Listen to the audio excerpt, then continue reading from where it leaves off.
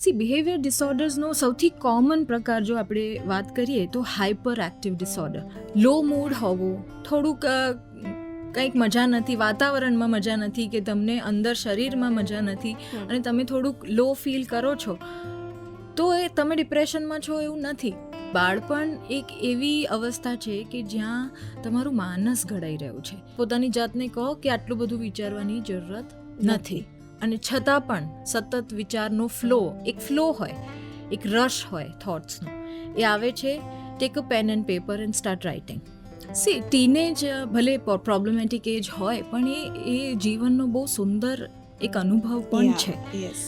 તો પોતાના બાળકને એટલી સ્પેસ આપો કે એ પોતાના ટીનેજને ગ્રેશિયસલી એક્સેપ્ટ કરી શકે.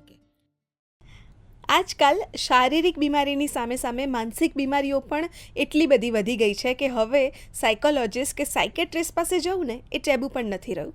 નમસ્કાર, જલસો પોડકાસ્ટમાં હું છું ઉર્વશી, અને આજે આપણી સાથે એક એવા ગેસ્ટ છે કે જે કદાચ તમારા મનમાં ફરી રહેલા અનેક સવાલોના જવાબ આપી શકે. તેઓ એટલા બધા પોપ્યુલર છે કે હવે તો માત્ર પેન ઇન્ડિયા નહીં પણ પેન વર્લ્ડ સેશન લે છે. ભારતની બહારના અનેક દેશોમાં પણ એમના પેશન્ટ્સ છે જે એમની પાસેથી સારવાર લે છે, અને તેઓ પોતે એટલા બધા પોઝિટિવ વ્યક્તિ છે કે એમને મળીને કદાચ 1-2 બીમારીઓ તો ઓટોમેટિક સોલ્વ થઈ જાય. જલસો પર એમનો એક બહુ સુંદર પોડકાસ્ટ છે જે તમે કદાચ સાંભળ્યો હશે, મનાતીત વિથ સાયકોલોજિસ્ટ નીરા પટેલ. અને આજે એમની સાથે આપણે એક સરસ મજાનો સંવાદ કરવાના છીએ. તો સૌથી પહેલાં તો Neera, we welcome you. Thank you so much for coming. Thank you Urvashi for having me. It's always a glad feeling to come on this platform and talk about mental health. Yes. કારણ કે જ્યારે આપણે માનસિક એલિમેન્ટની વાત કરીએ, કારણ કે જેમ આપણે શારીરિક રીતે બીમાર થઈએ, તાવ આવે, ઉધરસ થાય, તો આપણે ડૉક્ટર પાસે જઈએ છીએ ને સારવાર લઈએ છીએ. પણ જ્યારે આપણે સારું મહેસૂસ ના કરતા હોઈએ, કે આપણે આપણા ફિલિંગ્સને પ્રોસેસ ના કરતા હોઈએ, તો કઈ રીતે એમાંથી બહાર આવવું તે સમજાતું નથી હોતું. ત્યારે અમારા જેવા લોકો કામ આવતા હોય છે. So thank you for having મી. અરે, ઇટ્સ ઓલવેઝ પ્લેઝર. કારણ કે મનાતીતમાં પણ આપણે ઘણી બધી આ વિષય પર વાત કરી છે, અને આજે ફરી એકવાર એનાથી અલગ અને થોડીક વધારે ડિટેલમાં પણ વાતો કરવાની ઈચ્છા છે. કેમ છો તમે? How are you doing? I am doing absolutely fine. Busy with work and family, kids. Yes. હવે તો તમે લગભગ આખા વિશ્વમાં સેશન્સ લો છો લોકોના. તમને શું લાગે છે કે દરેક જગ્યાએ વસતા લોકોના, જિયોગ્રાફિકલી જોવા જઈએ તો ગુજરાતના કોઈ ગામડામાં રહેતો વ્યક્તિ કે અમેરિકાના કોઈ મોટા ટાઉનમાં રહેતો વ્યક્તિ, માનસિક સ્વાસ્થ્યની વાત આવે ત્યારે લગભગ બધા સરખા હોય છે કે જુદા જુદા હોય છે? માણસ તો માણસ જ છે.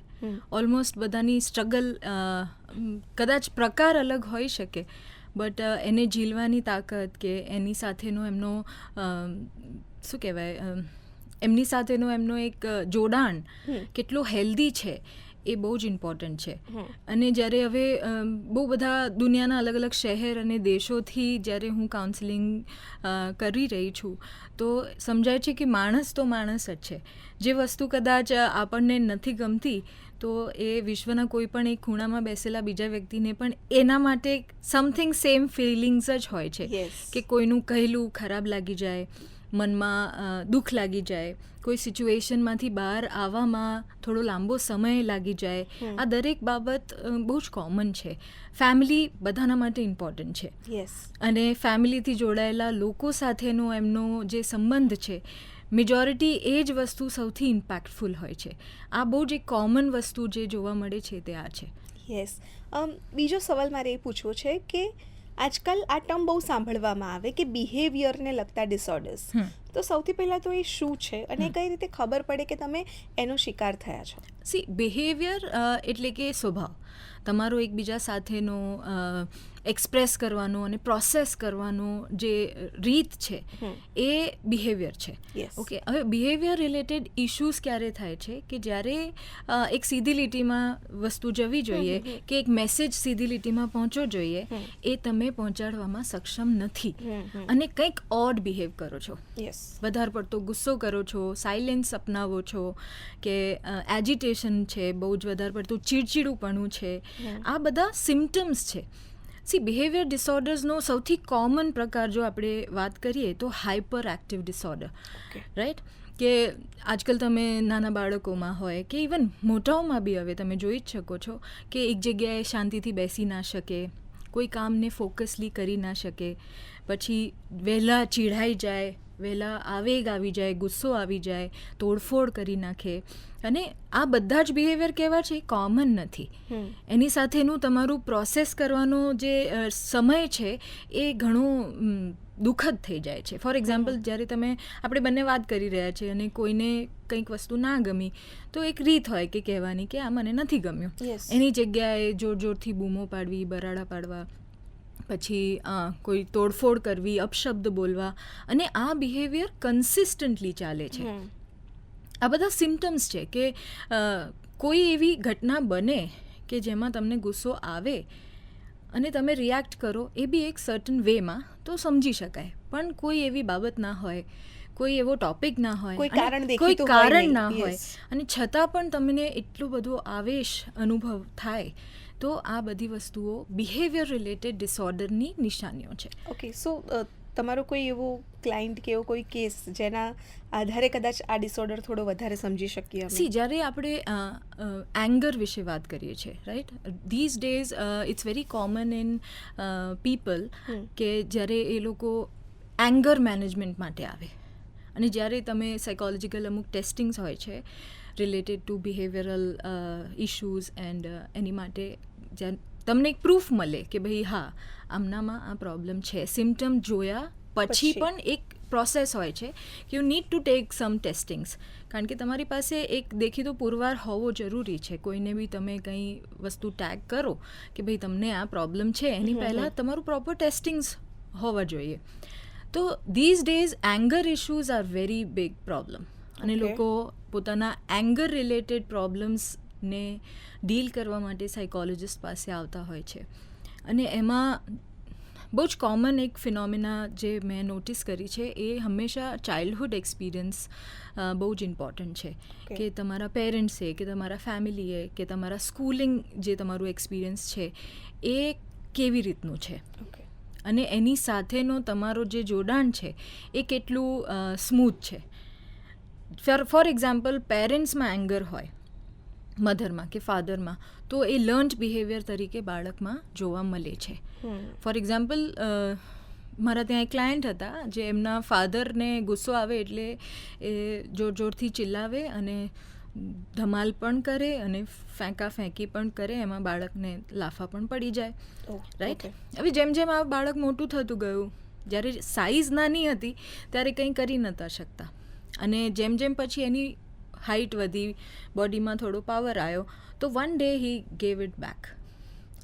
એ દિવસે એના ફાધરને રિયલાઇઝ થયું કે મારે આવું ના કરવું જોઈએ. But why to wait for such a long period કે જ્યારે તમારે આવો કોઈ કડવો અનુભવ જીવનમાં જીવવો પડે, અને એ બાળક સાથે આખી જિંદગી રહેશે હવે, right. So being a parent, first you need two resolve your own issues and then plan a baby or have a child, because if you are not properly thinking about your emotion, પછી એ બધું આરોપણ તમારા આગળના જનરેશનને તમે pass કરશો.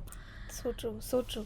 એક અત્યારે છે ને સૌથી વધારે આ સાંભળવા મળે કે મને ડિપ્રેશન છે, મને ડિપ્રેશન જેવું ફીલ થાય છે. હમણાં થોડાક I am depressed, I am not able to work, I am not able to focus, આવા શબ્દો સાંભળવા મળે. પણ આઈ એમ શ્યોર કે મેડિકલની એ જે પરિભાષા હશે એ સાયન્સની, અને જે આપણે અત્યારે સર્વસામાન્ય રીતે થોડો કંટાળો આવે, મૂડ ના આવે, એને પણ લોકો ડિપ્રેશન કહી દેતા હોય છે. તો એવી કઈ સીમા છે કે જે નક્કી કરે કે ઓકે, આ એકચ્યુઅલ ડિપ્રેશન છે અને એની દવા લઈ શકાય? કારણ કે ઘણીવાર લોકો પોતાને ડિપ્રેશન છે એવું માનીને પણ પોતાની જાતને ટોર્ચર કરતા હોય છે, જ્યારે હોતું નથી. બિલકુલ.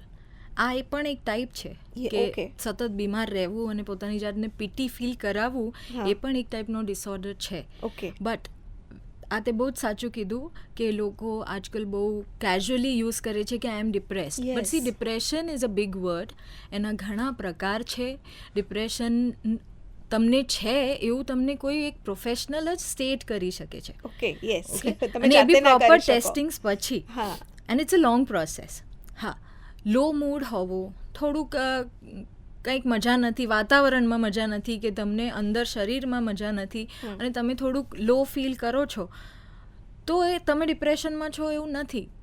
હવે હું તમને અમુક સિમ્ટમ્સ ગણાવું છું, ઓકે, અને એ બધા જ સિમ્ટમ પરસિસ્ટન્ટલી 2 વીક્સથી વધારે હોય તો જ તમને ડિપ્રેસિવ સિમ્ટમ્સ છે એવું તમે પોતાની જાતને ગણી શકો. Yes, for example, persistent fatigue એટલે થકાન લાંબો સમય સુધી લાગ્યા કરે, તમને સવારે ઉઠવાની ઈચ્છા ના થાય, બહુ બધું કામ કર્યું હોય એવી તમને બોડીમાં ફિલિંગ રહે, સતત લો મૂડ રહે, કોઈ બી વસ્તુ ઇન્ટરેસ્ટિંગ ના લાગે, અને તમારા જે બોડી ફંક્શન હોય એમાં ક્યાંક ને ક્યાંક કોઈ પેઇન રહે, તમારા ખાવા પીવાની હેબિટમાં ચેન્જ આવે, કાં તો તમે બહુ વધારે ખાઓ, કાં તો બહુ તમારું એપિટાઇટ લો થઈ જાય, તમે સાઉન્ડ સ્લીપ ના લઈ શકો, કાં વધારે પડતું ઓવર ઊંઘ કરો, 2-3 દિવસ સુધી બસ ઊંઘ્યા જ કરો. અને આ સિવાય પણ ઘણા બધા એવા સિમ્ટમ્સ છે કે જે બહુ પ્રોમિનન્ટ સાઇન છે કે આ ડિપ્રેશન છે, અને આ બધા જ સિમ્ટમ 2 વીકથી વધારે સમય સુધી સતત ચાલે છે, ત્યારે તમારે એકદમ એ વસ્તુને સિરિયસલી લેવાની જરૂર છે કે yes, we need to go for a help. Okay, treatment. Yes. So આપણે ડિપ્રેશનમાં હોવું અને એનાથી બહાર આવવું એ બહુ લાંબી જર્ની છે, અને લોકો હવે તો એના વિશે ખુલીને વાત પણ કરે છે. પણ એઝ અ પ્રોફેશનલ તમે આટલા બધા લોકોના સંપર્કમાં આવ્યા હશો કે જે ડિપ્રેશનનો શિકાર બનતા હશે, કયું એવું એજ ગ્રુપ છે અત્યારે, જેન્ડર તો આઈ ડોન્ટ નો એમાં કોઈ છે કે નહીં રેશિયો, પણ કોઈક એવું એજ ગ્રુપ હોય કે જે અત્યારે ડિપ્રેશનના સૌથી વધારે કેસીસ સાથે તમારી સામે આવતું હોય? ઓલમોસ્ટ 12 વર્ષથી લઈને 45 વર્ષ સુધીના એજ ગ્રુપમાં અલગ અલગ જોનરના, ઇવન અલગ અલગ જગ્યાના, અલગ અલગ ફેકલ્ટીના માણસો આ પરસિસ્ટન્ટ પ્રોબ્લેમ ફેસ કરી રહ્યા છે. એમાં સ્કૂલ સ્ટુડન્ટ પણ આવી ગયા, એમાં મેરિડ કપલ્સ પણ આવી ગયા, અને એક મિડલ એજ મેલ ફિમેલ બધા જ. એટલે લગભગ મોટાભાગનો એક બહુ મોટો રેશિયો છે. યસ, 12 થી 45 એટલે ઘણો બધો રેશિયો છે. આજે જ એક ન્યૂઝપેપરમાં આવ્યું છે, અને એ જે સ્કૂલ છે ત્યાં કદાચ હું એઝ અ સાયકોલોજિસ્ટ વિઝિટ પણ કરી આવી છું. 13 યરની છોકરીને મમ્મીએ રિઝલ્ટ માટે કંઈક વળી દીધું અને એણે ગળે ફાંસો લગાવીને આપઘાત કરી લીધો. આજના ન્યૂઝપેપરમાં છે. સો just imagine the psychology of parent first of all, and psychology of a student and a child, કે એ પોતાના મમ્મી પપ્પાના કહેલા શબ્દોને, કે પોતાના રિઝલ્ટને, કે પોતાનું જે ભણતર સાથેનું પરસેપ્શન છે એને કઈ રીતના જોઈ રહ્યા છે, અને એ કેટલું સેન્સિટિવ છે. This is horrible. પણ આટલી નાની ઉંમરે તમને આવા વિચાર આવે તો તમે સ્કૂલ્સમાં પણ, ઘણી બધી સ્કૂલમાં તમે પેનલમાં છો, તો કોઈ કદાચ પેરેન્ટ્સ આપણને જોઈ રહ્યા હોય અત્યારે કે જેમનું બાળક હવે પ્રાઇમરી પછી થોડા મોટી ઉંમરની સ્કૂલિંગ, ટીનેજમાં આવી રહ્યું હોય, અને ટીનેજ એ સૌથી પ્રોબ્લેમેટિક એજ ગણવામાં આવે છે, કારણ કે ઘણા બધા હોર્મોનલ બેલેન્સ ઇમ્બેલેન્સ વચ્ચે ડીલ કરતા હોય છે. તો એ પેરેન્ટ્સ માટે કોઈ સ્પેસિફિક ટિપ્સ તો ના કહી શકાય, પણ કદાચ એ લોકો એ બાબતોનું ધ્યાન રાખી શકે, જો એમના ચાઇલ્ડમાં એ લક્ષણો જોઈ રહ્યા હોય તો તરત એને એડ્રેસ કરી શકે. સી, ટીનેજ ભલે પ્રોબ્લેમેટિક એજ હોય, પણ એ જીવનનો બહુ સુંદર એક અનુભવ પણ છે.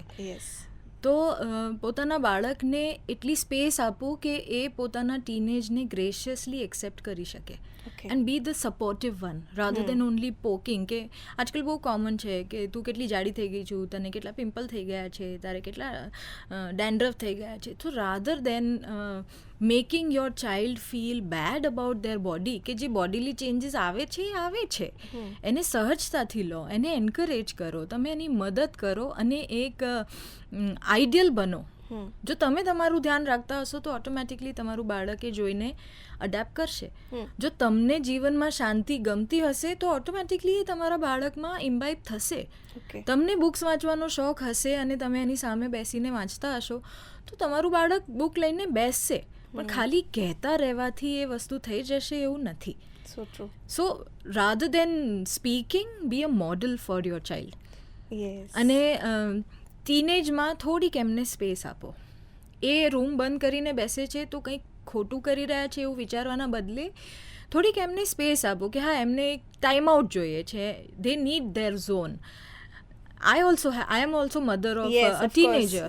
તો હંમેશા તમારું બાળક કંઈ ખોટું જ કરી રહ્યું છે બંધ દરવાજાની પાછળ એવું વિચારવાની બદલે એ પોતાની સ્પેસ લઈ રહ્યો છે, થોડો ટાઈમ આઉટ લઈ રહ્યો છે, એવું વિચારવાનું શરૂ કરો. સો ટ્રુ, સો ટ્રુ. થોડું વિજિલન્ટ જરૂર રહેજો કે ભાઈ છોકરાઓ શું કરે છે એ બાબતે તમે જાગૃત હોવા જોઈએ, પણ બહુ જ વધારે પડતું ઇન્ટરફિયરન્સ ના કરો કે જ્યાં તમારું બાળક તમને કહે છે કે બસ હું ઇરિટેટ થઈ રહ્યો છું, કાં મને નથી ગમી રહ્યું, તો એ વાતને બી કન્સિડર કરો.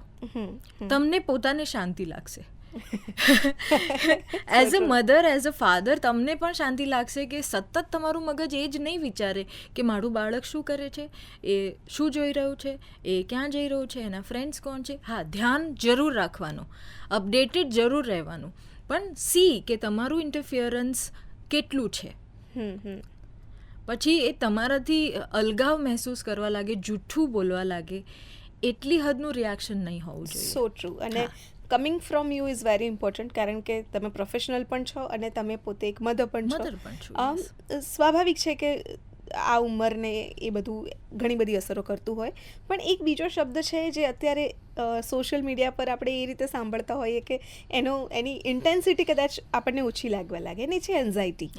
હવે એન્ઝાયટી એ પોતે ઘણી મોટી બીમારી છે, અને હવે એવું છે કે લોકોને જરા ગરમી પણ લાગવા લાગી હોય તો એમને એવું લાગે છે કે મને એન્ઝાયટી થઈ રહી છે, કે થોડુંક હાંફ ચડી જાય. હા, 4 પગથિયા ચડીને તે ફીલ કે અમને એન્ઝાયટી થઈ રહી છે. પહેલાં તો આ શબ્દને એક્સપ્લેન કરો, અને એ પછી મને એ જણાવો કે કઈ ઇન્ટેન્સિટી સુધી તમારા અમુક લક્ષણો પહોંચે તો એ એન્ઝાયટી બને છે. ઓકે, તો આ પર્ટિક્યુલર ક્વેશ્ચન આન્સર કરવા માટે હું આખો એક સ્ટેપ તમને સમજાવું છું. Yes please. Okay, the stress word is very common. Stress, yes.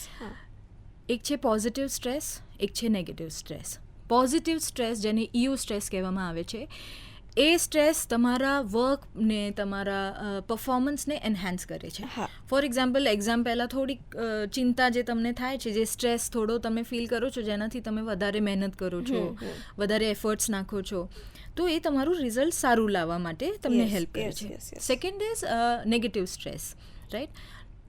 Negative stress તમારા પરફોર્મન્સને અટકાવે છે, હિન્ડર કરે છે. તમે એટલું બધું સ્ટ્રેસફુલ ફીલ કરો છો કે તમે પરફોર્મ નથી કરી શકતા. હવે આ નેગેટિવ સ્ટ્રેસ જ્યારે પાઇલઅપ થતો જાય, તમે એને પ્રોસેસ ના કરો, અને પ્રોસેસ કરવાના બી ઘણા બધા રીત છે જે આપણે આગળ વાત કરીશું, પણ સ્ટ્રેસને ઓવરકમ કરવાની કે સમજવાની કે એક્સેપ્ટ કરવાની બજાય તમે એને નિગ્લેક્ટ કરો છો, તો second step is anxiety. Okay, so anxiety થાય એના સિમ્ટમ શું છે? તો તમને તમારું હૃદય જોરથી ધબકારા મારે, અને પાલ્પિટેશન કહેવાય. એટલે પાલ્પિટેશન થાય, હાથ પગમાં સ્વેટિંગ થાય, પરસેવાના રેલા જાય, રાઈટ. તમારા પેટમાં ગોળો બંધાતો હોય કે કંઈક વેક્યુમ થતું હોય એવી કોન્સ્ટન્ટ તમને ફિલિંગ આવે, તમે ચેસ્ટમાં હેવીનેસ તમને ફીલ થાય, શેકિંગ, તમારા હાથ પગ ધ્રુજવા લાગે, વિચારોમાં બી બ્રેન ફોગ જે ટર્મ યુઝ થાય છે કે ભાઈ તમે ક્લિયરલી વિચારી ના શકતા હો, તમારું આઈસાઇટ પણ થોડું બ્લર થવા લાગે, અને તમને એવું લાગવા લાગે કે હવે દુનિયા ખતમ છે, હવે હું પૂરો, રાઈટ. અને આ બધા જ સિમ્ટમ એક સાથે થાય છે, થોડા લાંબા સમય સુધી ચાલે છે, દેન યુ કેન કન્સિડર કે આ એન્ઝાયટી અટેક કે પેનિક અટેક છે. ઓકે, પેનિક અટેક પણ, યસ, હા, એ જ છે. It is almost similar. Okay, panic attack, anxiety attack is kind of a similar thing.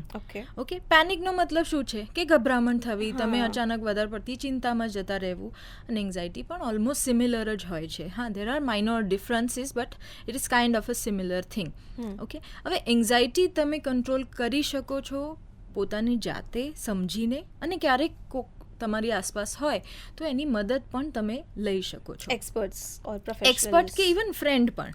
For example, મને ક્યારેક પેનિક અટેક આવતો હોય એવી મારી હિસ્ટ્રી હોય, તો તમારા ફેમિલી મેમ્બર કે ફ્રેન્ડ સર્કલમાં તમે કહી રાખો કે જ્યારે આવું કંઈક થાય ને હું પોતે કંટ્રોલ ના કરી શકું તો મારી હેલ્પ કરજો. કઈ રીતે કરાય? તો ભાઈ 1 2 3 4 5 ટેકનિક છે કે તમે તમારા બોડીના 5 સેન્સીસને યુઝ કરીને પોતાની જાતને પાછા બેક ટુ નોર્મલ લાવવાનો પ્રયત્ન કરો છો. યસ, 5 વસ્તુઓ જુઓ, ઓબ્ઝર્વ કરો. For example, a painting or a light, just divert your mind. 5 senses using your eyes. Okay, જુઓ 5 વસ્તુઓ. 4 વસ્તુઓના અવાજ સાંભળો, એટલે તમારી સાંભળવાની શક્તિનો ઉપયોગ થશે. પછી 3 વસ્તુઓ પકડવાનો પ્રયત્ન કરો, એટલે touch. Okay, so try to hold it, feel it. Okay, પછી 2 ઊંડા શ્વાસ લેવા, ધીરે ધીરે એક્સેલ કરવું, and 1 beautiful thought. And if you have chocolate around you or in your purse, have it in your mouth. Okay, so અને આ constant repeat કરવાનું છે. પાછું 5 વસ્તુ જુઓ, 4 સાઉન્ડ સાંભળો, 3 વસ્તુઓને ફીલ કરો, 2 વસ્તુઓને શ્વાસ લઈને પાછું કંઈક ટેસ્ટ કરો સારું, પછી yes, એક વસ્તુ ટેસ્ટ કરો. અને આ જ્યાં સુધી તમે કામ ડાઉન નથી થતા ત્યાં સુધી આને રિપીટ કરો. Okay, so this is the best way કે જે ઇન્સ્ટન્ટલી તમે તમારા ફ્રેન્ડને બી હેલ્પ કરી શકો છો, તમે પોતાની જાતને પણ હેલ્પ કરી શકો છો. આ વસ્તુથી તમે બેક ટુ નોર્મલ આવી શકો છો. Thank you. આ બહુ સુંદર એક્સરસાઇઝ છે. જે લોકોને કદાચ એકલા રહેતા હોય અને એન્ઝાયટી અટેક આવે, કોઈ હેલ્પ કરવા ના હોય, ઘણીવાર ઘણાને ટ્રાવેલ કરતી વખતે પ્લેનમાં કે એવી જગ્યાઓ પર પેનિક અટેક્સ આવતા હોય છે, તો ત્યારે બ્રેથ વર્ક બહુ કામ કરાય છે. ઓકે, યસ, સ્ટમક બ્રીધિંગ કરો. ઓકે, સ્ટમક બ્રીધિંગ રિલેક્સેશનનો બેસ્ટ ફોર્મ છે. જો તમે લેટી શકતા હો તો લેટીને તમારા પેટને ફૂલાવો, અંદર જાય, પાછું ફૂલે, એક્સપેન્ડ થાય, અંદર જાય, અને જોશો કે within seconds or within minutes you will feel very relaxed and કામ ડાઉન. ઓકે, એ ફ્લાઇટમાં બી બહુ ઉપયોગી છે. જે નાના બાળકોને કાનમાં પ્રેશરના લીધે રડવું આવતું હોય, કાં એમને ગભરામણ થવા લાગે જ્યારે ટેક ઓફ થાય ત્યારે, તો આ બધી સ્મોલ ટેકનિક્સ છે જે રોજિંદા પણ તમે ઉપયોગ કરી શકો છો. યાર, બંને બહુ સુંદર એક્સરસાઇઝ છે, અને આઈ એમ શ્યોર કે જે લોકો અત્યારે અમને સાંભળી રહ્યા છે એ પોતાને અને પોતાની આસપાસના લોકોને આ એક્સરસાઇઝ યાદ રાખીને હેલ્પ કરી શકે. પેનિક અટેક, એન્ઝાયટી, તો એન્ઝાયટીના સ્વાભાવિક રીતે અમુક લેયર હોતા હશે કે કોઈક લેવલ પર એ થોડી માઇલ્ડ છે, પછી વધે. કયા એક્સ્ટ્રીમ સુધી એ જઈ શકે? બહુ એક્સ્ટ્રીમ પર જાય એની રાહ નહીં જોવાની. ઓકે, જ્યારે તમને ખબર પડે છે કે હા અમારા કંટ્રોલ બહાર જઈ રહ્યું છે, વારે થઈ રહ્યું છે, એની જે ફ્રીક્વન્સી છે, જે પેનિક થવાનો જે દર છે એ વધી રહ્યો છે, તો પ્રોફેશનલ પાસે જાઓ. ઇનિશિયલી તમને વિધાઉટ મેડિકેશન પણ ટ્રીટ કરવામાં આવશે, અને જો વસ્તુઓ સબસાઇડ થઈ જતી હોય તો it's okay. Otherwise you need to take medication. જે સાયકેટ્રિસ્ટ પાસે જવું પડે. સાયકોલોજિસ્ટ તમને મેડિસિન નથી આપી શકતો. એ સેશન્સ અને થેરપીઝ, હા, એ સેશન્સ અને થેરપી થ્રુ તમને હેલ્પ કરે છે. યોગા બહુ કામ આવે છે. જ્યારે તમને ઇવન અમુક સાયકોલોજીકલ ડિસઓર્ડર્સ એક પ્રોફાઉન્ડ લેવલ સુધી હોય તો વિધાઉટ મેડિકેશન ટ્રીટ થઈ શકે છે. પણ જ્યારે એની ઇન્ટેન્સિટી વધારે છે, આઉટ ઓફ કંટ્રોલ છે, ત્યારે મેડિકેશન લેવું અનિવાર્ય છે. સો ટ્રુ. તો ઘણા બધા લોકોમાં આ વસ્તુ જોવા મળતી હોય છે કે બહુ નાની બાબતમાં પણ એ લોકો, જેમ આપણે હમણાં જ પેલી છોકરી વિશે વાત કરી, એ લોકો સ્યુસાઇડ સુધી પહોંચી જતા હોય છે. સો એન્ઝાયટીના બહુ જ આગળના સ્ટેપમાં જો એમનાથી સહન ના થાય તો આ પ્રકારના કેસીસ પણ બનતા હોય છે. એન્ઝાયટીનો જે આગળ પડતો સ્ટેપ છે એ પછી ડિપ્રેશન છે.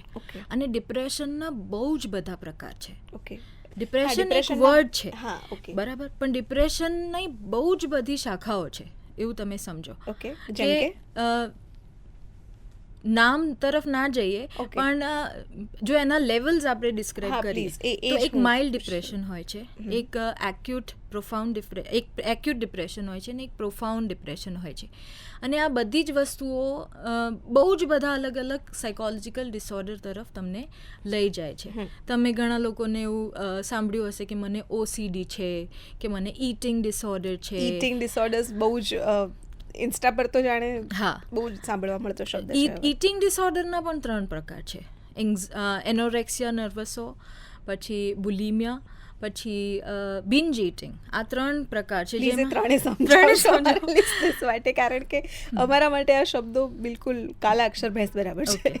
એનોરેક્સિયામાં શું હોય, તમારું ખાવા પીવાનું તમે છોડી દો છો, કારણ કે તમારી બોડી ઇમેજ પ્રત્યેની તમારી જે છબી છે એ એકદમ ડિસ્ટોર્ટેડ છે. તમને એવું જ લાગ્યા કરે કે હું બહુ જાડી છું, હું બહુ મોટી, મારું વજન વધી ગયું છે, ભલે ને તમે 30-40 કિલોના હો. તો એના એક્સ્ટ્રીમ કેસીસમાં તો લોકો થૂક પણ નથી ગળતા. હા, અને એ પછી એ બહુ ખરાબ હાલત તરફ જાય છે. But anorexia is like you do not eat, like zero diet, પેલું જે ઝીરો ફિગર વાળું જે આખું જે ફિનોમિના ચાલેલું વચ્ચે, એમાં બહુ લોકોને એનોરેક્સિયા હતું. પછી bulimia is such you keep on eating and you keep on taking it out, puking, એટલે ખાઈ લો પહેલાં પેટ ભરીને, ને પછી બહાર કાઢો બધું. હા, અને આ એવું બહુ હોય. બહુ મેં આના વિશે ઘણી બધી જગ્યાએ વાંચ્યું ને સાંભળ્યું પણ છે કે લોકો પોતાના ક્રેવિંગ કંટ્રોલ ના કરી શકે એટલે ખાઈ એટલે લે. ખાઈ લે અને પછી એમને એવું રિયલાઇઝ થાય કે ઓ મેં શિટ, બહુ મારે ખાઈ તો લીધું. વજન ઉતારવાનું છે, હું તો ડાયટ પર છું, એટલે એ લોકો પોતે જ એને Vomit પ્યુક કરી કરે. દે. Yes. સો એ પણ ડિપ્રેશનનો જ એક પાર્ટ છે. Of course Okay. એ જ્યારે રેપિડ થવા લાગે અને એ એક શું કહેવાય એને, તમે એ વસ્તુને કંટ્રોલ ના કરી શકો તમે કે રોજ કરો તમે લગભગ. પ્યુક હા, કર્યા yes. સિવાય તમને સેટિસ્ફેક્શન જ ના આવે, તમને શાંતિ જ ના લાગે. અને એક છે બિન્જ ઇટિંગ, જે બહુ જ કોમન છે આજના દિવસોમાં, કે થોડુંક ખરાબ ફીલ થાય છે, લો ફીલ થાય છે, let's go, have pastries, have food, have cheesy, buttery, so much calorie related food, અને કોન્સ્ટન્ટલી ખા કરવું, થોડાક નવરા પડ્યા ખાઈ લીધું, યુ નો. અને that is called binge eating. તમને તમારા ખાવાનો ધરો નથી ખબર, બસ તમે ખાધે રાખો છો. ઓકે. તો આ ત્રણેય બરાબર એ નથી. ત્રણેય ઓછું ખાવું eating. બરાબર નથી, વધારે ખાવું બરાબર નથી, સતત ખાવું બરાબર નથી. તમારી ભૂખને અકોર્ડિંગલી, તમારા બોડીના નરિશમેન્ટની રિક્વાયરમેન્ટના અકોર્ડિંગ તમે જ્યારે ખાઓ છો, then it is a healthy way of living. Exactly. Breakfast, lunch, dinner is a હા, હેલ્ધી પછી બ્રેકફાસ્ટ એક થાળી ભરીને પેલું શું કહેવાય, બાહુબલી પરાઠા Platter. ખાઈ લીધું, that is not good. Yes. So ત્રણ બેઝિકલી બિલકુલ, ઇટિંગ બિલકુલ. ડિસઓર્ડર્સ And છે. it should be a balanced diet, good nutritional food. Yes. એ સિવાય પણ તમે ડિપ્રેશનના પ્રકારો વિશે કહી રહ્યા હતા અને વચ્ચે આપણે હા, ઇટિંગની વાત પર ડિપ્રેશનના ઘણા બધા પ્રકાર છે, જેમાંનો બહુ બધી વસ્તુઓ છે કે જેવી રીતે તમે ઓસીડી, મેં એક કીધેલું હા, કે હા. What is OCD. OCD is obsessive compulsive disorder. કોઈ વસ્તુનું ઓબ્સેશન છે, કોઈ વસ્તુનું કમ્પલ્શન છે, અને આ વસ્તુ પ્રમાણમાં નથી, એટલે એ ડિસઓર્ડર છે. ઓકે. ઓકે, કે જેવી રીતે દરવાજો બંધ છે કે નહીં 10 વાર ચેક કરવા જાય, that Okay. Is a compulsion.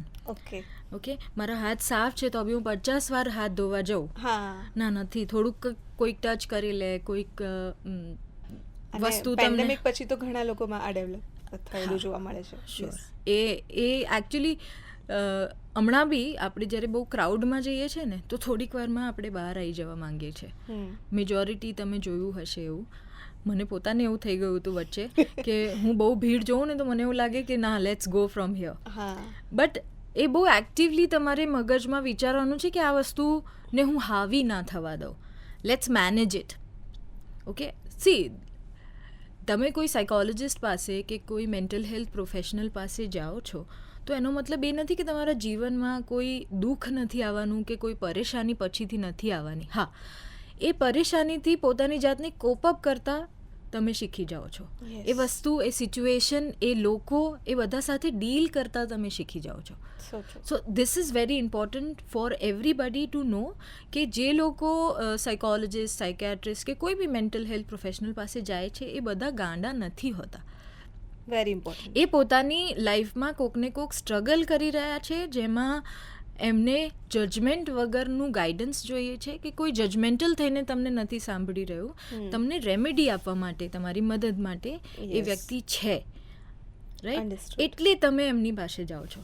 સો મારો જે નેક્સ્ટ સવાલ છે એ આમ કોપિંગ મિકેનિઝમની આસપાસ અને ફેમિલી વેલ્યુઝ જે એક સમય હતી જેના કારણે એવું થતું કે ઘણી બધી મદદ ઘરમાંથી જ મળી મળી રહેતી. જતી. સો તમને એવું લાગે છે કે ફેમિલી એક બહુ મોટી સ્ટ્રેન્થ હોઈ શકે જ્યારે તમે આવા કોઈ બીમારીમાંથી પસાર થઈ રહ્યા હોય? અને બીજું, કારણ કે મોટા ભાગે તમે પણ કહ્યું હમણાં કે ઘણી બધી એન્ઝાયટી કે ડિપ્રેશનના મૂળ ચાઇલ્ડહુડમાંથી મળી આવતા હોય છે. બિલકુલ. So family and childhood is very important. It's very important. Okay. See, family is a strength, absolutely. Okay. But ઘણીવાર એ જ ફેમિલી તમને ડિમોટિવેટ કરવા અને ડિગ્રેડ કરવા માટે પણ જિમ્મેદાર હોય છે, રાઈટ? કારણ કે જ્યારે તમને તમારી કમીઓ માટે કોન્સ્ટન્ટલી ટોન્ટિંગ કરવામાં આવે, કાં પોક કરવામાં આવે, તો એ વસ્તુ ભલે ફેમિલી મેમ્બર કેમ ના હોય, એ વ્યક્તિને ના ગમે, રાઈટ? અને બાળપણ એક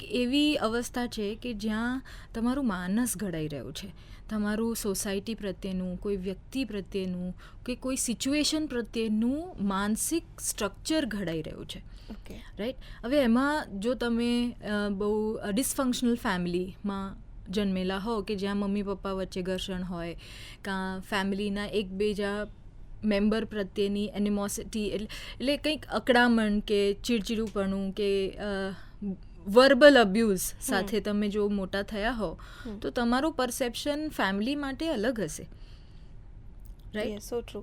સો ડિસફંક્શન ફેમિલી વિશે, સોરી ઇન્ટરપ્ટ કરું છું, ડિસફંક્શન ફેમિલી વિશે મનાતીતમાં એક આખો એપિસોડ છે. તો જો તમે જલસો એપ્લિકેશન તમારી પાસે હોય, અમે અત્યારે એના વિશે વાત કરી જ રહ્યા છીએ, પણ એક આખો લાંબો સુંદર એપિસોડ છે જેમાં નીરાએ ડિસફંક્શનલ ફેમિલી કઈ રીતે શરૂ થાય ત્યાંથી લઈને કઈ રીતે તમે એનાથી બહાર આવી શકો ત્યાં સુધીની સરસ વાતો કરી છે. સો you can listen to that episode as well. પણ ફેમિલીઝના પણ મોટા ભાગે દરેક રીતે પરફેક્ટ ફેમિલી તો કોઈ નથી હોતા. એમાંથી તમે કેટલું લીધું એ ઘણી વખત પર્સન ટુ પર્સન વેરી પણ કરતું હોય છે. પણ ચાઇલ્ડહુડ ટ્રોમા એ ઘણી કોમન ટર્મ છે જે બધે જ સાંભળવા મળતી હોય છે. તમારી પાસે એવા કેસીસ આવતા હોય? ઘણા બધા એવા કેસીસ આવતા હોય છે. ઓકે. કે જ્યારે તમે મોટા થતા હો, નાના બાળક હો, તો દરેક વસ્તુનો પરસેપ્શન તમે તમારા પેરેન્ટ્સ કાં તમારા ઘરના વડીલો જે રીતનું બિહેવ કરે છે કાં તમને જે રીતે ટ્રીટ કરે છે એના દૂરબીન થકી તમે જુઓ છો. Okay, for example food, for example your own body, તમે કેવા દેખાવ છો એ એકચ્યુઅલી તમે તમારા ફેમિલી મેમ્બરની નજરથી જુઓ છો, રાઈટ? હવે મારી પાસે હમણાં લેટેસ્ટમાં એક 17 વર્ષનો છોકરો આવ્યો હતો જે બહુ જ યુજ હતો બોડીમાં બી. તો નાનપણથી એણે પ્રેમ જતાવવાનો એક જ જરિયો જોયો કે બેટા ખાઈ લે, મેં તારી માટે બનાવ્યો છે. અને પેલો જો ના પાડે, એનું પેટ ભરાયેલું હોય તો રીસામણાના બિહેવિયર એના દાદી કે ઇવન કાકી, અને જોઈન્ટ ફેમિલીમાં રહેતો એટલે ઘરની લેડીઝ જે મહેનત કરીને આ બધું બનાવે છે અને બાળક ના પાડે છે કે ભાઈ મારે આ હમણાં મારે નથી ખાવું, તો એક ગિલ્ટ એને ફીલ કરાવે કે મેં આટલી મહેનત કરીને બનાવ્યો ને તારે ખાવું નથી. એટલે એનામાં એક પ્રેમ ઝીલવાનો અને પ્રેમ આપવાનો એક જરિયો એટલે ફૂડ એ એના મગજમાં ઇમ્બાઇબ થઈ ગયું હતું. ઓકે. હવે સ્લોલી એન્ડ ગ્રેજ્યુઅલી જેમ જેમ એની ઉંમર વધતી ગઈ, ઓફકોર્સ એનું એપિટાઇટ વધતું ગયું. ધીમે ધીમે એ 40માંથી 70 પહોંચ્યો, 70માંથી 110 કિલો ક્યારે એનું થઈ ગયું, એને એ જર્નીમાં બહુ જ મોટો લીપ લીધો. Okay, actually he had a bariatric surgery and after that he came for sessions for me. તો 17 વર્ષની ઉંમરમાં જે વેટ ગેઇન થયું એ આગળ જતાં એટલું બધું એના બોડીને ખરાબ કરવા લાગ્યું કે એનાથી નોર્મલી આમ આપણે કહીએ ને કે આમ 10 મિનિટ્સની વોક પર જઈને કંઈક લાવવું હોય તો બી એ ના લઈ શકે, કારણ કે એ થાકી જાય અને હાફ ચડી જાય અને ગભરામણ થવા લાગે. પછી ડિસાઈડ કર્યું કે હવે એની ઉંમર જે પરમિટ કરશે તો એની સર્જરી આપણે કરાવીશું. પણ ઓબ્વિયસલી એ સર્જરીના પણ એક નેગેટિવ એસ્પેક્ટ્સ તો હોય જ, રાઈટ? કારણ કે દરેક વસ્તુના પ્રોન્સ અને કોન્સ હોય છે. યસ. તો જ્યારે અમે ડીપ ડિગિન કર્યું ત્યારે ખબર પડી કે આ બિહેવિયર આવે છે ક્યાંથી. અને એને બહુ નાનપણનો ઇન્સિડન્ટ એને આ શેર કર્યો કે જો હું ના ખાઉં તો પછી મારી મમ્મીને સારું ના લાગે, રાઈટ? પછી એ ધીરે ધીરે એની હેબિટમાં કન્વર્ટ થઈ ગયું. સો this is just an example that how your family member give you a perception of your life. Yes. And see, food is a very basic necessity. હવે જસ્ટ ઇમેજિન કરો કે એ એકદમ નાનું બાળક જે ફૂડ સાથેનું એનું એસોસિએશન સારું હોવું જોઈએ, હેલ્ધી હોવું જોઈએ, એની જગ્યાએ હવે ના નથી પાડી શકતો. એ જ્યારે બી ખાવાનું જુએ તો એને પ્રેમની ભાષા જ સમજાય છે. હા, કે આ ખાવું જ પડશે. ખાઈએ તો જ પ્રેમ છે, ના ખાઈએ તો પ્રેમ નથી. આ તો બહુ અઘરી પછી એ ના પાડતા બી નથી શીખ્યો, એ કોઈને ના નથી કહી શકતો. પણ ના કહેવું ઘણી જગ્યાએ જરૂરી છે. સો ટ્રુ. સો એક ચાઇલ્ડહુડ ટ્રોમાથી જ એક બીજો સવાલ મને સૂચે છે કે લર્નિંગ ડિસેબિલિટીઝ, કેટલીક વસ્તુઓ ના શીખી શકાય એના મૂળ પણ કદાચ અહીંયા જ છે. અને લર્નિંગ ડિસેબિલિટીઝ એટલે શું એ પણ જો તમે એક્સપ્લેન કરી શકો. સી, લર્નિંગ ડિસેબિલિટી બહુ અલગ વસ્તુ છે. એ ચાઇલ્ડહુડ ટ્રોમા સાથે રિલેટેડ નથી. ઓકે, એ દરેક વ્યક્તિનું પોતાના બ્રેન અને એની કેપેસિટી પ્રમાણેની લર્નિંગની કેપેસિટી હોય છે. ઓકે, જેવી રીતે દરેક બાળક જે પેદા થાય છે એને માઇનોર માત્રામાં ડિસ્લેક્સિયા નામની બીમારી હોય જ છે. ડિસ્લેક્સિયા એટલે તમે દરેક નાના બાળકને આમ ઊંધી ચપ્પલ પહેરતા જોયો હશે, રાઈટ? હવે એમનું બ્રેન એવી રીતે વાયર્ડ હોય છે. પછી ધીરે ધીરે પ્રેક્ટિસ કરે એટલે નોર્મલી એને ખબર એને પડી જાય ખબર કે પડી સીધું જાય. કરવાનું પણ છે. ઘણા Yes. બાળકો જે આ વસ્તુ સાથે કોપઅપ નથી કરી શકતા, કારણ ઘણો લાંબો સમય થઈ જાય છે એમને આ ફેઝમાંથી બહાર આવતા. તો દેટ ઇઝ અ ડિસ્લેક્સિયા. તારે ઝમી પે મૂવી આવેલી, આપણે જોયું છે. બરાબર, Yes. એમાં જે છોકરાને છે એ ડિસ્લેક્સિયા છે. એવી રીતે ડિસકેલ્ક્યુલિયા પણ હોય છે, જે મેથ્સના નંબર પ્રમાણે મેથ્સના નંબર એમને ના સમજ પડે, એમને શીખવામાં સમય લાગે. ઓકે. Okay. Yes.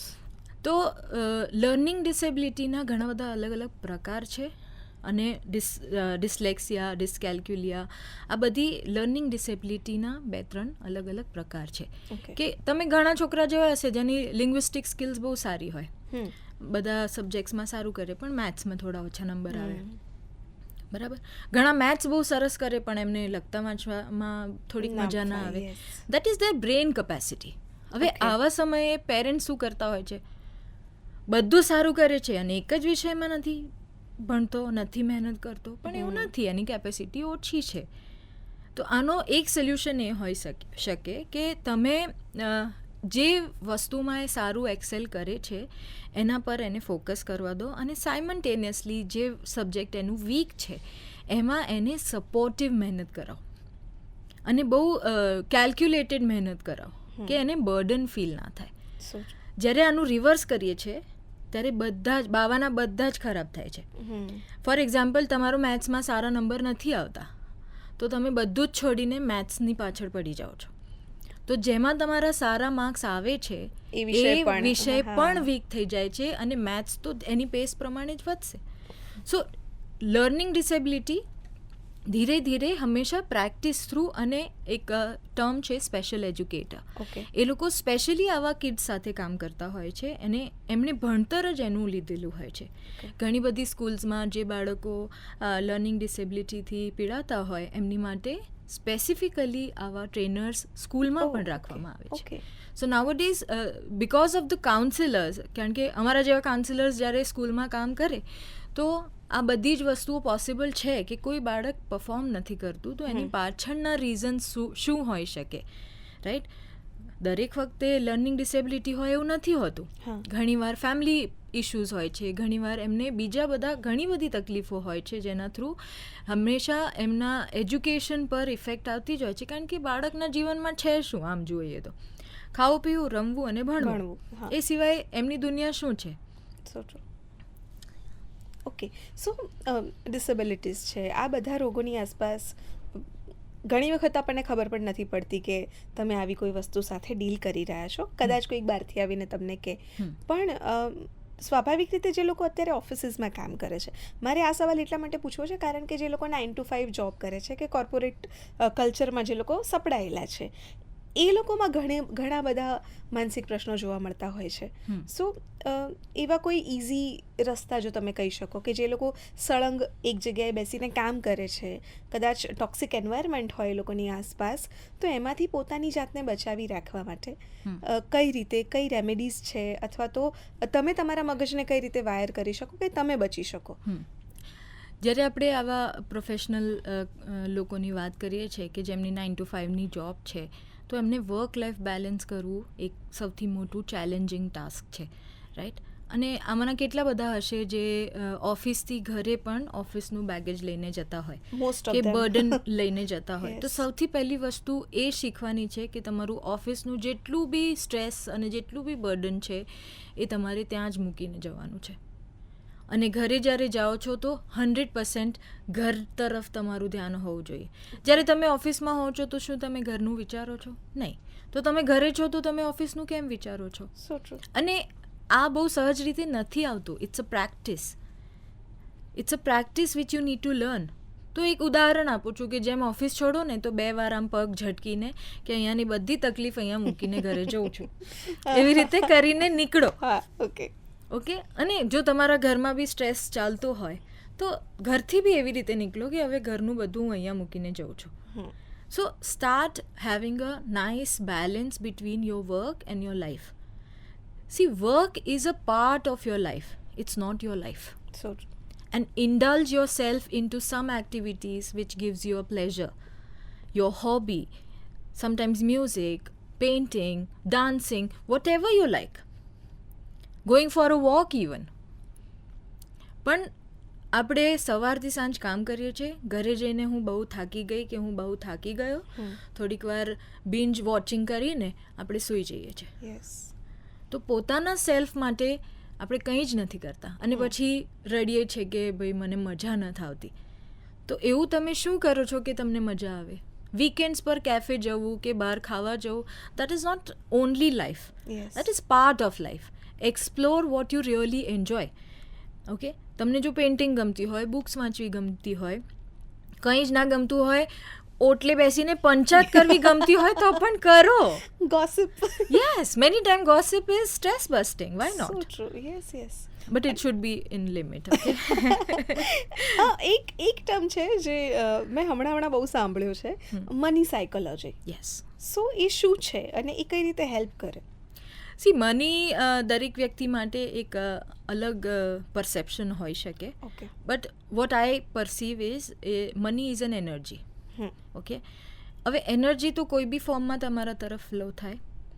ઘણા લોકો બહુ સ્ટ્રગલ કરે અને પૈસા ના આવે, અને ઘણા જરાક કરે ને એમની પાસે બહુ બધું આવે. કિસ્મત.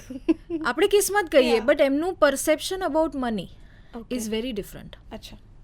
એવું નથી આપણે ગુજરાતી ભાષામાં કહીએ કે ભાઈ પૈસાને ખેંચે, તો એવું કેમ હોય? હમ. એવું કેમ હોય? દરેકનો પૈસાને ખેંચે એવું ના હોય. અચ્છા. તમારી એનર્જી, તમે એને કઈ રીતે પરસીવ કરો છો, એ વસ્તુ બહુ ડિપેન્ડ કરે છે. And psychology of money is a book okay. કે જે બહુ જ પોપ્યુલર છે, બહુ હેલ્પફુલ છે. એ તમારા સબકોન્શિયસ સાથે જોડાયેલી તમારી વૃત્તિઓને સમજાવવામાં બહુ હેલ્પ કરે છે. ઓકે, ફોર એક્ઝામ્પલ, જો તમે એવું માનતા હો ને કે હું કેટલી બી મહેનત કરું ને મને આ વસ્તુ નહીં જ મળે, તો તમને નહીં જ મળે. ઓકે. 100% તમને નહીં મળે, કારણ કે એ તમે પહેલાંથી જ મનમાં નાખી દીધું છે કે મને નથી મળવાનું. પોઝિટિવ રહેવું જોઈએ. સો તમે જે વસ્તુ કરવા માંગો છો, for example, if you have made a product અને તમને લાગે છે કે મારી એ પ્રોડક્ટ સેલ થશે જ, ઓકે, તો તમારા મોટિવ્સને એ આગળ વધારશે, તમારી એ ચેનલ એનર્જી આગળ વધશે. પણ તમે એવું વિચારશો ભલે મેં આ બનાવ્યું છે પણ આ તો નથી જ ચાલવાનું, તો નહીં જ ચાલે. સો ઘણા એવા બાળકો છે કે જે બહુ જ નાની ઉંમરમાં બહુ બધું અચીવ કરી લેવા માંગે છે, which is not bad. Okay, but એની સામે હાર્ડવર્ક કરવાની એમની કેપેસિટી કેટલી છે? યુથમાં હમણાં બહુ જ એ વસ્તુ કોમન છે કે easy money, instant money, right? પણ તમે એ વસ્તુ સમજો કે હાર્ડવર્કનો કોઈ ઓપ્શન નથી. ઇટ્સ એને ઇનેવિટેબલ. Yeah it is. એ કરવું જ પડશે, તમારે મહેનત કરવી જ પડશે અને સક્સેસ આવવાની જ છે. And when we talk about success, money and everything is associated. So psychology of money is such that it's an energy. The way you perceive it. તમે ઘણા લોકોના મોઢે સાંભળ્યું હશે કે ભાઈ મને નજર લાગી ગઈ, મને બુરી નજર લાગી ગઈ. તો આ બધું વસ્તુઓ શું છે? It's what, right? હા, ઓકે. It's the perception. હા, સો ટ્રુ. એક સવાલ અહીંયા મને તમને પૂછવાની ઈચ્છા થાય છે કે આજકાલ હું મારા જે ફ્રેન્ડ્સ છે કે સરાઉન્ડિંગ લોકો હોય છે, એ બધામાં આ ફિલિંગ બહુ આવતી દેખાય કે ગિલ્ટ.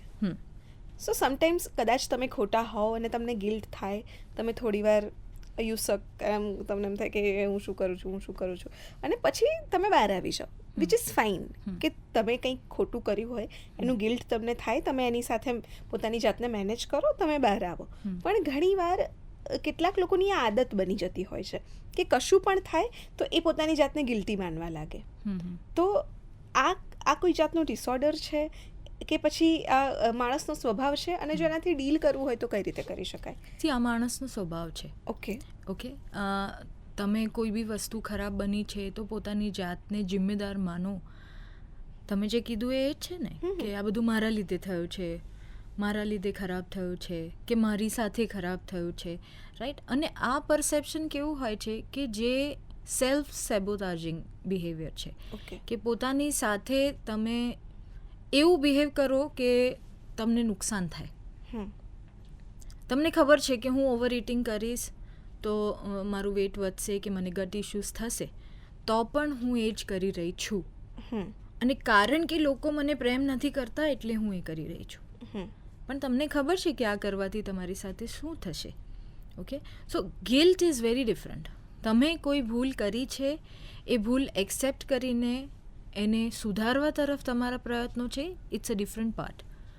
બટ મારાથી આ ભૂલ થઈ ગઈ છે, હું શું કરું, મારા હાથમાં નહોતું, you know all these things are procrastination, કે તમે તમારાથી થઈ ગયું છે એમ. અને સી મેજોરિટી ટાઈમ્સ ગિલ્ટ તમને મેજોરિટી ટાઈમ્સ એક નેગેટિવ સેલ્ફ ટોક તરફ લઈ જાય છે. ઓકે.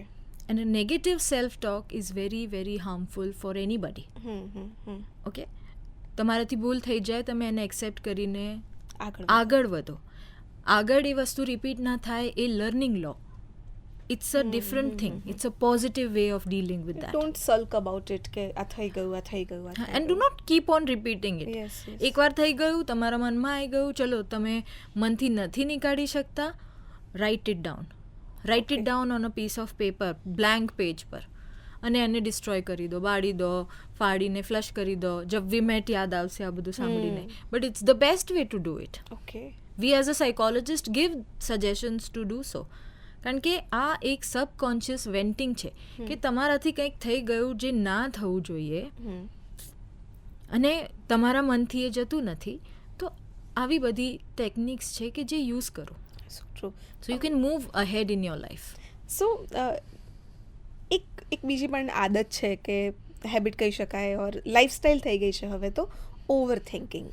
તો એનાથી કઈ રીતે બચી શકાય? ઓકે, સૌથી પહેલી વાત તમારે સમજવું પડશે કે તમે ઓવરથિંક કરી રહ્યા છો. ઘણીવાર લોકોને એ જ નથી ખબર હોતી કે એ ઓવર થિંકિંગ કરી રહ્યા છે. It's like a spiral.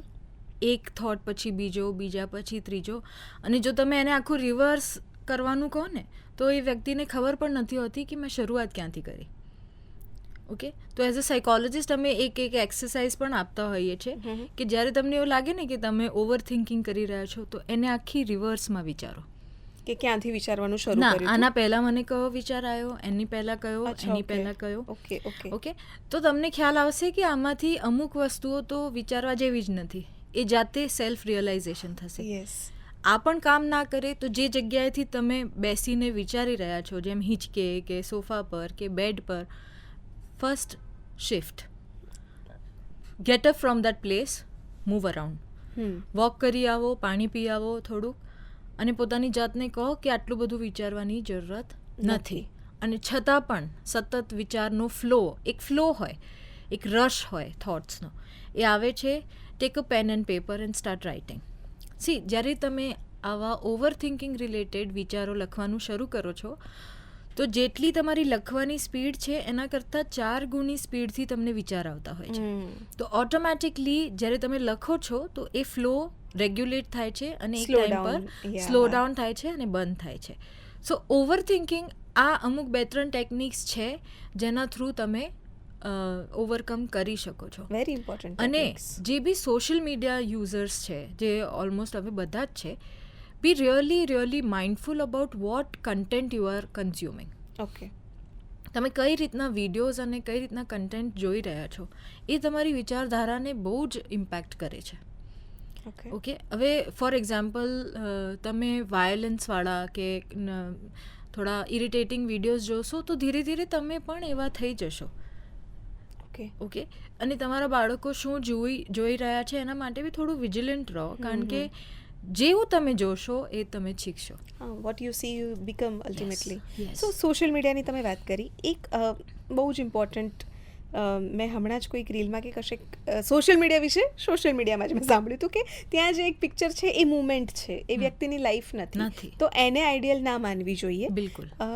એની જિંદગીમાં કદાચ ઘણા પ્રશ્નો હશે, એટલે કોઈએ થાઈલેન્ડમાં ફોટો મૂક્યો છે તો એ આઈડિયલ લાઈફ જીવી રહ્યા છે ને તમે ખરાબ જિંદગી જીવી રહ્યા છો, એ જરૂરી નથી. મેં ઘણા એવા કપલ્સ જોયા છે કે જે કાઉન્સેલિંગ માટે આવે અને બહુ ખરાબ રીતે એકબીજા જોડે વાત પણ કરતા હોય, પણ એમનું social media handle lovey dovey ફોટોઝથી ભરેલું હોય. So just do not take what you see. Okay.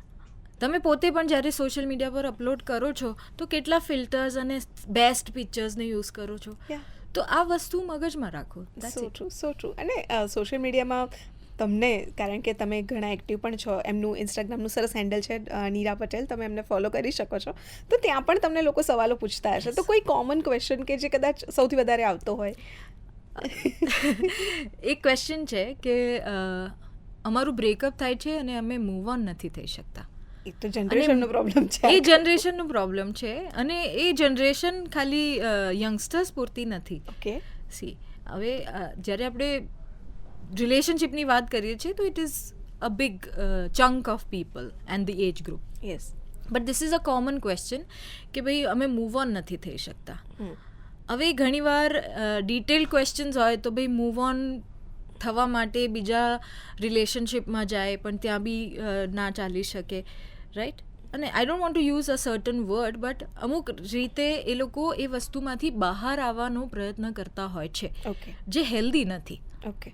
Okay, એક રિલેશનશિપની મેમરીઝને ઇરેઝ કરવા માટે તમે બીજી, ત્રીજી, ચોથી મેમરીઝ બિલ્ડઅપ કરતા જાઓ છો તો એ હેલ્ધી વે નથી. ફોર એક્ઝામ્પલ, કોઈ વ્યક્તિ તમારા સાથે નથી રહેવા માંગતો કે તમે નથી રહેવા માંગતા તો એને એક ક્લોઝર સાથે બંધ કરી દો, કારણ કે એક વ્યક્તિ તમારી જિંદગી ખતમ નથી કરતો કે શરૂ નથી કરતો. Okay, it's a big world and a big life. You will meet lots many people કે જે તમારા લાઈફમાં વધારે ફ્રૂટફુલ રીતે તમારી સાથે રહેશે. Okay. But give your self a chance and take a Yes. Break. It's very important. So true. કે એક રિલેશન હજુ પત્યો નથી ને બીજામાં જતા રહ્યા, હા. બીજો પત્યો નથી ને ત્રીજામાં જતા રહ્યા. तो शाहरुख नो पेलो डायलॉग है ना कि किसी के होठ अच्छे हैं, किसी की आंखें अच्छी हैं, किसी के बाल अच्छे हैं, तो ऐसा मत करो. Take your time, take your time and give some space to your own self and process. Yes.